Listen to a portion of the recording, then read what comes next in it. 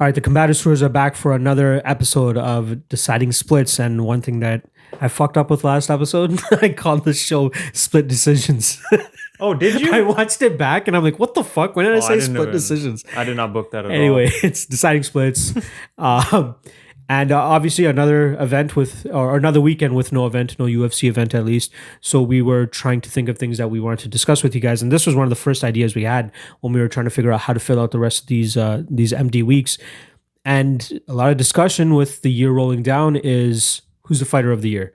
And I know we still have 3 events to go, but I don't think any of those guys, even with a good performance, can top the year that Israel Adesanya and Jorge Masvidal has had. Mm-hmm. So I think that we've seen so much argument for both sides. It is going to be splitly decided who should be the fighter of the year. So I think this is a perfect topic of a conversation for us to try to break down who, in your opinion, is the fighter of the year and who, in my opinion, is the fighter of the year. But let's start out before we get into our own opinions. Let's actually just cap off what their years have looked like. So with Jorge Masvidal, he started the year coming back from roughly a year layoff, taking on a big challenge in Darren Till, who himself was coming off a loss to Tyron Woodley title fight. So it's great to get a guy off of a title fight at least. So Masvidal comes in there as a pretty decent underdog, goes out there and knocks out Darren Till in the second round.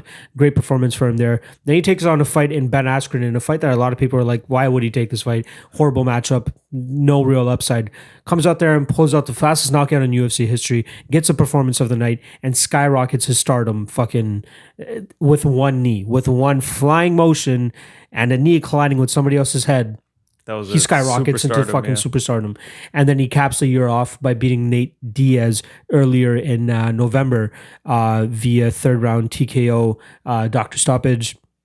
You know, kind of anticlimactic considering how that fight was going, but we all know how it probably would have ended if it continued going for the next 2 rounds. That was for the BMF title, so he didn't really win any championship, which is the difference with him and Israel Adesanya here, but he still gets to go home with the shiny black belt in the BMF title. For Israel Adesanya, on the other hand, this guy's been fucking busy. Since he came into the UFC, he's just been absolutely mauling dudes. But in 2019 alone, he's had 3 fights as well. First capped it off with a technical decision over Anderson Silva, like a good fight where he just outstruck him, decisively outstruck him. So he gets a victory over Anderson Silva in December. Then he comes back and has a fight of the year contender against Calvin Gastelum in a fucking barn burner of a fight. Insane. Wins the interim title there. And then comes into the Robert Whittaker fight in October and finishes him in the second round to unify the belt and become the undisputed middleweight champion. So before we really get into figuring out who our fighter of the year is, we got to set up a little bit of criteria, because when you think of fighter of the year, there's so many different things that you have to consider and then put them together and be like, okay, this is who the fighter of the year should be. But, are we talking who became the most popular fighter of the year? Are we talking about who performed the best in cage this year? Are we talking about, is that's what we should be basing this off? Intuitively, what I think of. When I think of fighter in the year, I think of in-cage strictly. In-cage performances and who did they fight? Level of competition, in-cage performance. That's what I'm thinking. But okay, I didn't even think of that whole thing. Because there is you can make if you want to talk about popularity, media, a promote, getting who's skyrocketing, who's going to be making more money in 2020 because of what they did in 2019. Because that could be okay. Right? Okay, yeah. That you need to. I guess you take that into consideration. A bit, yeah. But when I think of fighter of the year, my mind goes towards your actual fights. Like, what did you do in the cage? That's how I would clarify it as well. Yeah. I clarify it in terms of who showed the best of their ability at the highest stages. A fight. And against the level of competition that they had throughout the year. But when they're fighting, but you can even dumb it down to guys that were more active this year and went undefeated. Like Charles Oliveira had a really good year too, right? Like he went out there and finished a lot of guys, showed a lot of improvements in his abilities as well. Yeah, he's been looking like a beast recently. But it still boils down to, in my opinion, Jorge Masvidal or Israel Adesanya, just due to the level that they did it at, the achievements they've acquired during that amount of time, the popularity they've acquired as well. So let's just knock out the first thing I wanted to knock out, which was popularity. Who comes out of 2019 the more popular fighter? Who comes out making more money next year? I think Jorge Masvidal. I think Izzy's on the way. Yeah. But he's still slightly behind. Yeah. Jorge beat the bigger names in terms of like popularity. Correct. His resume had the bigger wins on there, especially after that Askren knockout. And then you beat a guy like Nate, who's already like in the top 3 of stars in the UFC. Actually, I think that elevates you, man. I don't know, dude. Anderson Silva, I know what you're thinking, but that's not a name. In Silva, this day and age. Gastelum, Whitaker combined probably are more famous than Darren Till, Ben Askren, and Nate Diaz. Man, okay. Because Ben Askren is like a casual, hardcore MMA fan's top star. I don't. Whitaker and Not Gastelum, top star, but like one of the top Whitaker stars. and Gastelum are not that big in worldwide names. Like especially Gastelum, he's definitely on the lowest tier there. Whitaker, yeah, he's got his whole Australian thing. I don't think he's that big over here though. I'd say single name value wise, Nate Diaz trumps everybody. Yeah. So the fact that Jorge Masvidal fought him, and we saw like the even Askren, the attraction around that too. Askren's got that big Asia fan base too. And he's pretty decent in the US. So I think overall Masvidal beat the more popular names. I guess Darren Till for some reason brings it down for me.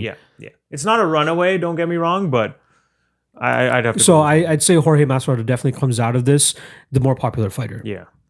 He's going to be the one making more money. That's definite. At least Izzy's on the way though. Like he keeps doing what he's doing and marketing his the way dancing he is, shit, like then all that. he's gonna really get bigger and bigger and bigger. He's only got up to go. Like that's it. Should we match these performances up side by side, or should we take them as wholes? What do you think? Like should we compare Jorge Masvidal's performance against Darren Till against Israel Adesanya's performance against Anderson Silva? Like, are we matching it up? How do we determine who had the better year in terms of in-cage performances? Look at it cumulatively, because like you can't do that because then because then it's based on who they fought when. Yeah. But it's like just look at it in total. So in total, it's kind of hard for me to not say Adesanya had the tougher time in the cage, which provided easily. more evidence for us to show that he was the better fighter here. You know what I mean? Like, and level of competition itself, right? But when you're talking about Jorge Masvidal, he goes out there and has a competitive-ish first round, even though he got dropped on his ass pretty much in the first 15 seconds in that round. Then he started landing. Then he switches to southpaw and puts Darren Till's lights out. Goes out there, has the perfect start to a fight. How could you have a better performance than a 5-second? I guess not performance. What would you call that? Like a highlight? How do you a highlight? Yeah, like it's hard to go out there and say like it was a performance. It was a performance, but put that up against like what Israel Adesanya did against like Calvin Gastelum or something, right? Like, how do you compare the two? Like, who was more impressive? We saw Adesanya dig deep. You know, he did have some adversity in his fight against Gastelum, but he still comes out there and wins that fight decisively at the end there. Whereas Masvidal just goes, I know exactly what he's going to do, how he's going to react, and I'm just going to put this guy out in 5 seconds. All right, let's compare it this way. Compare it first by look at each guy and look at out of the 3, which one was their best performance and rank them. So which out of those 3 wins, which one was Izzy's best performance? Probably Robert Whitaker, the last Whitaker one. Yeah. And now what was Jorge's best performance? I'd probably say overall as a performance, the Nate fight. Or maybe. Because we saw more. That's the difference. We saw 5 seconds of the Ben Askren fight. He won the stand-up. He won the ground and pound. He beat the shit. Yeah, that's why. Yeah, that's what I mean. Like, the Askren fight, I still think there was a lot more to that performance than just the 5 seconds. Like, if you see the way he set it all, it was still a setup going on. But in terms of just we got to see more of it and how dominant he looked, I'd probably say the Nate fight. Or maybe, man, you can argue the hardest one there was the Till fight. That was the biggest... that was the fight that he had to overcome the most. Because in the Ben Askren fight, like, it just went so quickly that he had nothing to overcome. In the Nate Diaz fight, he was beating him from bell to bell. Yeah, so what do we call Masvidal's best performance? The Nate fight? Him, the way he looked, I would say Nate Diaz. It'd have to be Nate, actually, just because he kind of got dropped in the Till fight in the first round, so it was an overall performance that's kind of flawless. That was a flawless performance. You got to give it to the Nate fight. So... I would argue, though. I'd say most impressive for me, though, would be the Darren Till one, though. Like, the Ben Askren one was great. Like, it's just 5 seconds. There's just not enough to work with there. Impressive, yeah. It was impressive, but Darren Till, like he went out there and tumbled the giant that a lot of people thought he wasn't going to be able to, especially coming off such a lengthy layoff, too. Like, he did not fight since November 4th of 2017. Okay, let's just compare those two. So, Adesanya's best performance would be against Whitaker, and Masvidal's best performance was against Nate. Which one's better? And in my eyes, I actually think Adesanya's win over Whitaker is a better performance than especially Masvidal against a over higher Nate. level of opponent, right? Because we kind of called out that Masvidal was probably going to whoop Nate. Like we kind of figured like there's a good likelihood, but then we kind of held out hope. Like I don't know, though Nate's tough, but he kind of did beat his ass. Whitaker though being the champ and then to just school him like that and put him out after dropping him, then knocking him out clean, didn't even get rock touch, barely, just outclassed him. He just completely. put on a masterclass. It was just flawless. There. So in terms of best performance, Adesanya's best performance beats Jorge Masvidal's best performance. And even second best performance. The Kelvin Gastelum fight, in my opinion, for Adesanya showed a lot that we needed to know about him. Could he be dragged deeper? Could he, pull it out if he, faced adversity? I would actually. We didn't see Masvidal really. Okay, so you would rate the Darren Till one? So you would call for Adesanya the Gastelum Adesanya fight as his most impressive out of the three? I'd probably Gastelum Adesanya as his second most. His first one his would be best Whitaker. Performance was Whitaker, but in terms of most impressive, in terms of yes, overcoming and showing everything, you would say that Gastelum fight was the most. It's definitely more impressive than for the me. Anderson It's more Silva impressive fight. to see a guy go through hardship in a fight and find a victory still. And then on the Jorge Masvidal Till side, his most impressive performance was probably against Till in terms of overcoming this giant and putting him out in a long drawn out fight. Okay, cool. But which one's better now? So you would say that the Adesanya Gastelum is more impressive than Masvidal Till? Like which one's better?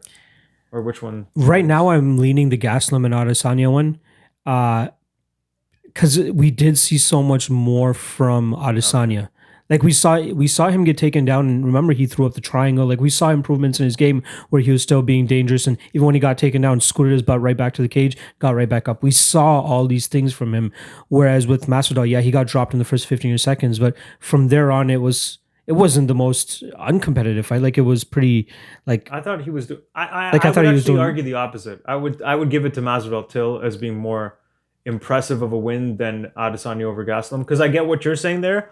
But I also feel like it was very impressive. Don't get me wrong. Masvidal got dropped right away, and then from there on, it was adjustment made, and then he fought perfectly, and then kind of won. Whereas Adesanya, he almost rocked, finished him in the last round. He got rocked, started coming back. He got rocked, started coming back. Then Gastelum rocked him again. So there was just more.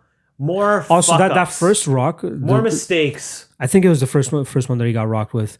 He his butt never hit the ground, but he wasn't completely out of there. I think it was a lot to do with the balance and all that stuff too. He stumbled. He was rocked. The head kick that Gastelum landed with in the fourth round. I just think if you compare those two, Masvidal made less mistakes. I can see that side. Yeah, you know what I'm saying? He made less mistakes and put him out. It was cleaner. And I guess as an overall performance, I'm taking way too much into consideration, considering that again we only saw about a round and a half of Till and Gastelum, Till and Masvidal. And then I guess if you just look at the last remaining one, what if Adesanya got that finish? He was so close to getting those finishes in the fifth round. Yeah, he dropped. What if he got the finishes? Would you say it's a more? No, I would still give it to Masvidal just because of the amount of mistakes he made and how hurt he got in the fight overall. Masvidal got dropped quickly, back up, and then from then it was his fight. So I'd give it to Masvidal there. So I think I had Adesanya and Masvidal. Then when you kind of leave it up to, this is where I think it tips the scales into what I would say Masvidal in cage probably gets the fighter of the year, because the least impressive of all the 6 fights is probably the Silva Adesanya fight. Because definitely you got to say Masvidal Askren trumps that. I agree. So if you look at all 3 fights as a total, I just feel like Adesanya might have the best performance, but he also has the worst. And I feel like if you kind of average it out a bit, Masvidal might take a little bit, gets the edge, and he should be the in cage at least fighter of the year. So let's take everything into consideration. Everything, popularity too, and promotion. Okay, Izzy is killing it with promotion. Yeah, he's the better promoter. Being on Twitter, being John active. Jones is the best thing that's happening to him right now, because John Jones can't stop talking about exactly. Getting into these Twitter beefs, but at the same time, not getting sucked in too much, but having fun with it. Just getting his name out, getting out there. Masvidal is a recluse, and he's more just killing people in the cage and getting such spectacular performances that's shot his stock up. So I guess promotion-wise, 100% Adesanya, but Masvidal still, his popularity, like, let's not forget about 3-piece Minnesota, because that's kind of what started off the year. Even that. That started off the year. The disparity from like where he was to where he is now, that whole distance is like, it totally trumps Adesanya in my eyes. Unfortunately, I have to wrap in popularity into this debate just strictly due to the fact that, like, you're thinking about who came out the most impressive,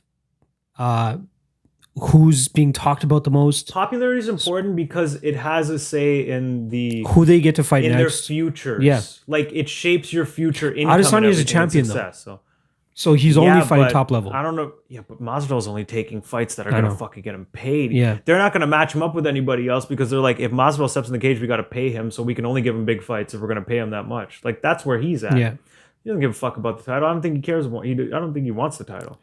He's above it. All right, with everything that we took into consideration, give me yours first, and I gotta say Masvidal takes it. Jorge Masvidal has to take it. I went into this thinking that I was going to go with Adesanya, but I'm going to have to go with Masvidal myself as well. It's undeniable, overall, man. Like overall, the three performances, as you take them as a whole, and take the exterior factors into it as well. But if you told me who had the best performance there, Whittaker, Adesanya. Adesanya over Whittaker is the best overall performance, easily. But coupling in the entire year, where these guys were at even before going into this year,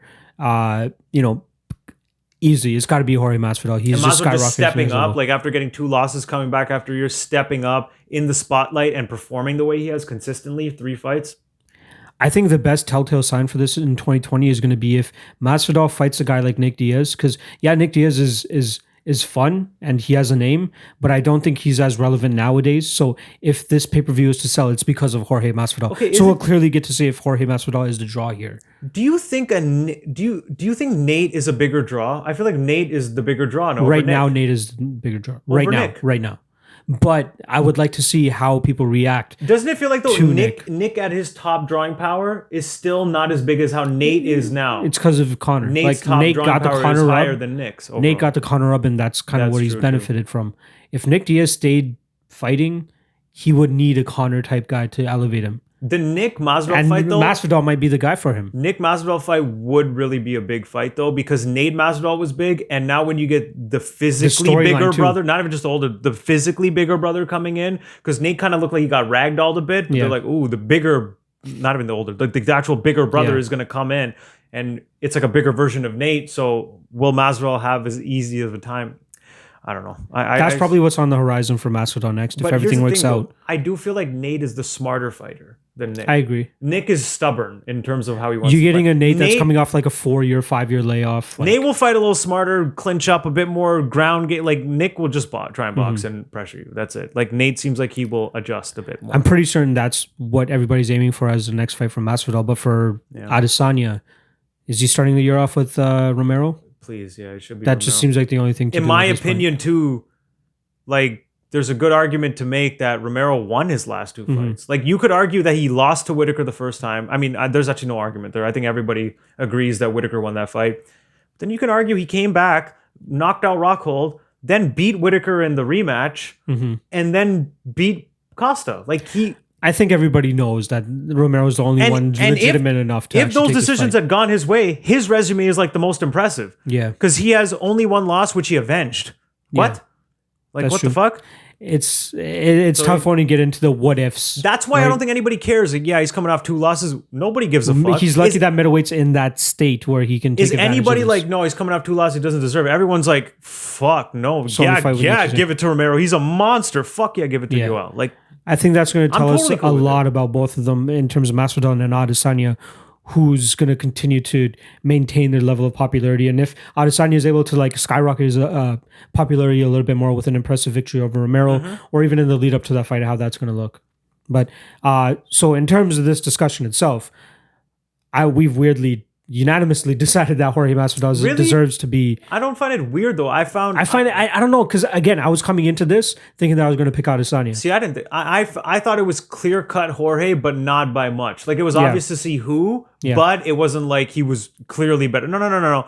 It's clear that best he was slightly performance, better. Adesanya Whitaker, Yeah. but best overall year. Overall and where they resume. sit. 2019 resume, yeah. January 1st, 2020 compared to January 1st, 2019. Masvidal's Dude, March of a little bit ahead. 2019, Masvidal was a guy that was just supposed to be Darren Till's rebound fight Yeah. that everyone had forgotten about. And now he is Mr. And now UFC. he's like the pretty top probably top three stars. I would love to see Top them four, compare top five. Connor's draw to Masvidal's draw this year.